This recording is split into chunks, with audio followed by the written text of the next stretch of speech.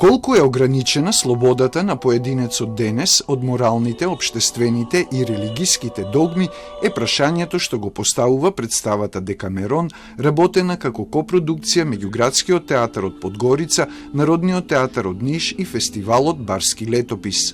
Приказните од збирката новели на Джовани Бокачо од 14. век, поврзани со појавата на чума во Фиренца, оживуваат низ современиот прочит на режисерот Дејан Пројковски.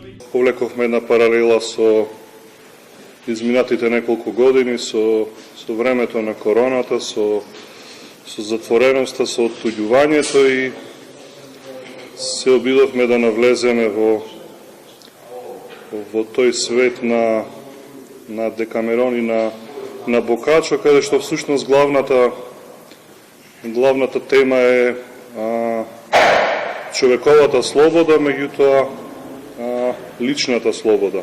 Действието следи група луѓе кои во услови на пандемија се изолираат и раскажуваат различни приказни. Драмската структура тече низ фрагменти со изразен контрапункт меѓу сцените на животот и смртта, хуморот, абсурдот и трагичното. А ово е комад кој покушава да се помало побуни и да буде на плану доказивања ljudskog достојанства.